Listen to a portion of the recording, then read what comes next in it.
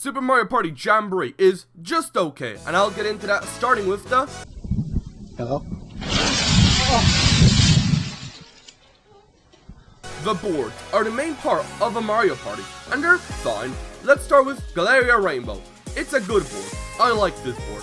It plays good, it has a good layout, a bit annoying when you're on the middle layer, and occasionally annoying to traverse, but Bubbo is sometimes too easy to get to, especially with being way too easy to get money with the stamp sheet and everyone's favorite, lucky spaces, and also bonus coins, but those, I'll get into that later.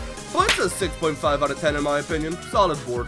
Next board, Goomba Lagoon. I like this board. This is a very good board.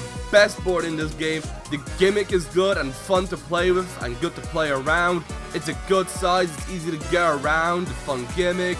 The volcano, I personally make it that it just blows up and spews lava instead of golden Goombas. But overall, it's a good board. 8 out of 10, great board. Best board in this game. Mega Wiggler's Tree Party is the next board up, and it's a fine board. Very simple, and as a lover of simple things, it's a good, simple board with a very forgettable gimmick. Like, oh my god, the goddamn Wiggler in the middle. I barely even know it's there half the time. If it wasn't called Mega Wiggler Tree Party, I wouldn't even know it's goddamn Wiggler there. But it's a fine, simple board, and it sometimes plays like a straight line. 7 out of 10. Good. Roll'em Raceway is a fairly decent board. Not too much, but a good board nonetheless. It's a straight line board, but although I have the same problem with this board as I do with Bowser's Magic Mountain, where it's a straight line, but the stars isn't stacked and moves around, so that's sorta annoying. 5 out of 10. The ports. No. King Bowser's Keep plays like a straight line with a 6 coin generator in the middle because it's only 3 and it is way too easy to kill that Mecha Goomba in the middle. But playing this board for longer than 15 turns, it's kind of annoying as doing anything is just gonna end up landing on Bowser. And it's not fun, doesn't play that great. But my boy Drybones is here, so 4 out of 10. So the boards are fairly good. Now let's get on to the items. Blue Shell Frank. The item system in this game is pretty meh. There's a lot of items. Hooray! But it doesn't matter when a lot of them are obsolete. It'd be like if the mystery box in Call of Duty Zombies had 100 guns in it, but 50 of those are just M1911 variants. They added a lot of items that just cancel another item or outpace it immediately. Example, the mushroom and creepy dice. So now, why did they change the name of this item like every game? Like it started off as the poison mushroom, then it went to be the cursed dice, and now it's the creepy dice. Just choose a name, goddammit. But anyways, these two items are shafted pretty hard. The only board where they're worth buying on is on Rainbow Galleria, because that has a unique thing with the shop, but every other board, the tickets are infinitely better than them. They're 2 more coins and have the exact same inventory room and basically can be used for multiple times. The double dice and super creepy dice also just automatically outpace them, and I know the single creepy dice can be used on yourself, but I digress. But speaking of creepy dices, they are so easily countered in this game, and this just makes the items sadder. The double, triple, turbo, payday, triple payday, mushroom, and mushroom ticket counter the creepy dice. 7 items counter it, and some are given in lucky spaces, which there's a lot of, and that just makes them even more sad. And speaking of double and triple dice, the payday versions also just make buying the normal versions like nearly useless, as if you roll a 5, you already paid off the cost of buying a normal double or triple dice. So, you know, hexes are as lame as always, and lodestones are also lame. And the skeleton key, not counting Westernland, it's only on 1 board. King Bowser's Keep. And it's a pretty meh path. Why the hell is this item here? So I've been talking about items for long enough. Now let's move on to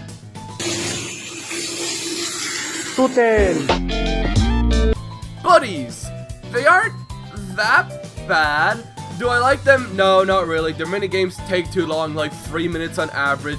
They sort of fix the economy, but that's really because you can buy so much crap that it feels like you're just getting more out of them. And in the later parts of like a 30-turn game, you can basically break the game unless they're stolen from you, which makes me hate the minigames even more, because you don't like engage in a duel or bribe them to be your ally. You kind of just pass through them, and take them, which is why it's annoying, because you spend 12 business days and then they get taken away from you by just walking by, so it feels like a waste of time to do their stupid mini games.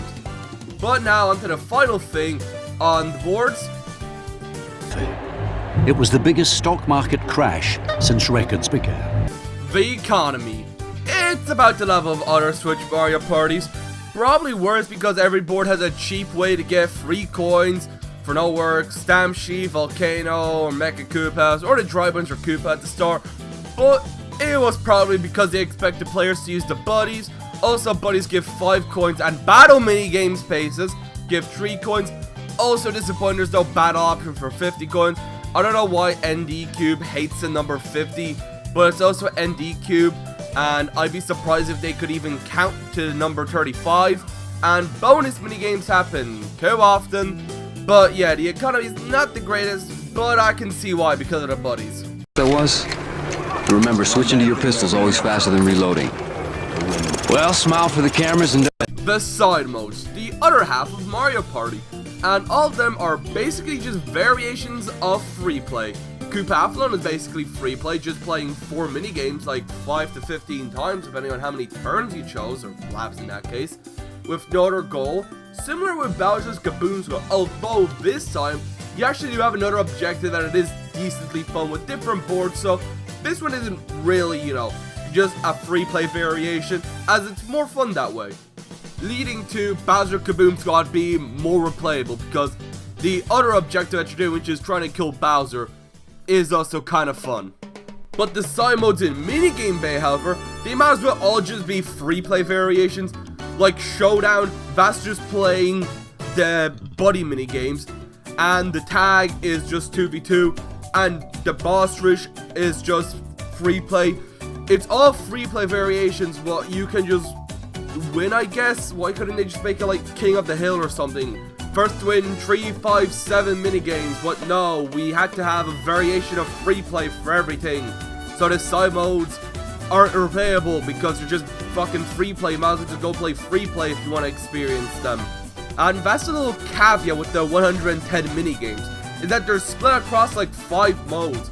I don't see a single minigame in like Koopathlon or Bowser Kaboom Squad even, which has 8 player. Okay, maybe besides trading cards, that one, I don't think that one could have been done like 2v2. But could have been like a cooperative minigame like we used to have in Mario Party 1. But that just hinders the replayability. Like, imagine if Koopathlon, instead of only having 15 minigames, it instead had every single minigame. So it would have like 70, or if we're using like only 4v4 and battle or duel, then it would also be like 50. If you look back at Mario Party 9, which is another ND Cube game, they didn't have this problem. Like Garden Battle, that had a good objective and it only used the 4v4 minigame. There was like 44 minigames.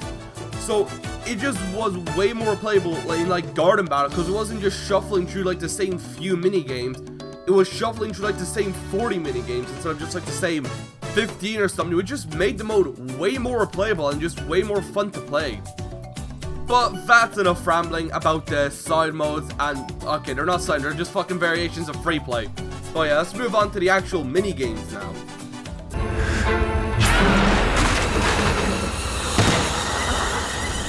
Now, the mini games. They are new at least. The new ones are very fun with very few lackers. Like Sandwich is Bug Squirm, but better. Why about a Bug Squirm fans? Lumber Tumble is a great race and reaction minigame, and at the end, it gets very stressful, but the fun's stressful. Brick Breaker is also fun, trying to get a win, as it's basically just Brick Break. Also, Waluigi Pinball is awesome, because Pinball is awesome. And basically, every other minigame is at least good or great, besides one I'll mention now. First of all, Gatekeepers. This shit lasts forever. Because of the pity coins, this could have easily taken about a minute, but because they just needed to have pity coins, this lasts for like 3 minutes. Luigi's Rescue Operation, it should have just been the last 5 minigames, because the first 4 are just shit, and this shit lasts for like 5 minutes. Similar story with Swamp Difference. This lasts forever and could have easily just been 3 rounds, but no, it had to be 5. Similar with Hot Cross Blocks. And the fuse you're losing this game seems to be way easier just to be able to spam ground pound on the cross section of the 2 wires And jump the gun is way more annoying now because the goddamn hitboxes, or platform box I guess, is just way smaller or something, and it's just way harder to land on now. Platform peril was ruined, as instead of being a race with just a few coins splattered around, now it's a coin minigame where you kind of just walk around and occasionally jump. It's just horrible now. Okay, maybe not horrible, it's just worse now. And Sky High Cannons is also very annoying to play because that shit feels like you're just being drawn to one side when you're trying to go to the other, and it just controls terribly. I hate that minigame. But that's it for minigames. Few bad ones, but overall a very good selection and amazing minigames that are actually the ones that you play in party mode and some in Coopathlon. Not so much the 8-player ones, but overall very strong minigame selection. That's the best part about this game. But anyways, next point.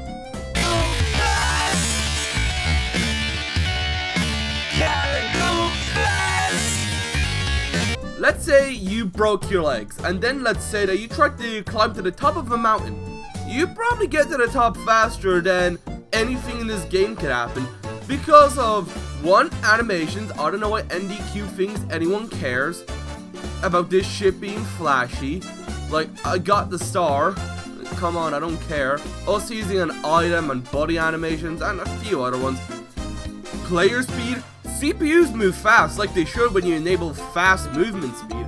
But when it's your turn, you move about as fast as a man with no legs without a wheelchair. Also, why do buddy minigames take so long? Like, I don't understand if this was free play, but like, on the party mode, just randomly on the board, they should have cut these down to only take about a minute, not 3 minutes. Like, party mode already takes ages, and then we're just gonna have something that takes 3 minutes? Okay, Bill, besides Daisy's, and I think Donkey Kong's. But other than that, this game's slow, and all those things are total pace breakers. Now on to one of the final points, story mode. Hey, you. You're finally awake. Now story mode, it's free play again. Basically, that's not entirely true. You can also get from point A to point B. But other than that, this mode kinda sucks. You just play minigames and walk around from A to B. Then you play some more minigames, and the only notable things in this mode are the boss minigames, which, you know, that's a fun enough reward, but the journey does not worth the reward. Like, this is a pretty lackluster story mode. But now on to the final point. Hope this interaction doesn't lead to any kind of fallout between us. Fallout New Vegas. Now on to the final point, motion minigames. And just like in Super Mario Party, the side motion games aren't that replayable. Rhythm Kitchen, the same as in Super Mario Party's Music Room, it's really only playable a few times, then it's not worth playing again. Similar with Toad's Item Factory, where it's 30 stages, and while it's fun, the frustrating controls and the same stages just mean that you're gonna play it once and most likely never again because it's too frustrating. And the last mode is Flight School, and that is bloody tiring, but still not that amazing, as it's just the one map and you kind of just fly around doing kind of just the same objectives. It's not that fun, it's fine enough, but it's really tiring. But with that being said, that's the end of this review. And for pretty good boards, pretty meh mechanics, and lame side modes that sucked frankly, I give Jamboree a 6 out of 10. And title of the best Switch Mario Party. Although that's not really that much of an accomplishment. But compared to Hudson Soft's Mario Party, I would much rather play any Hudson Soft Mario Party besides Advanced and maybe DS. And no, I'm not calling Mario Party DS Mario Party Advanced level, but I am calling it the same as Jamboree of a 6 out of 10. But that's the review. If you like what you saw, like and subscribe, and I'll see y'all later.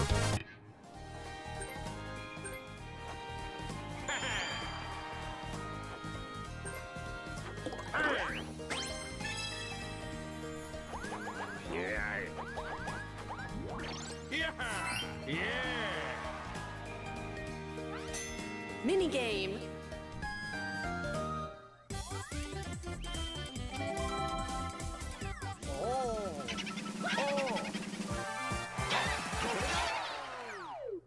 Was this a bonus minigame?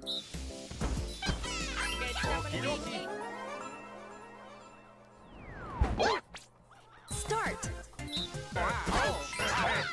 Damn it. Whoever stole mine. I hate you.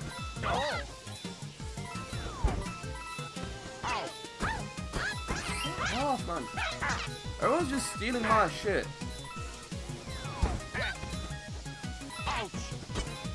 Haha, Luigi, you can't steal from me again.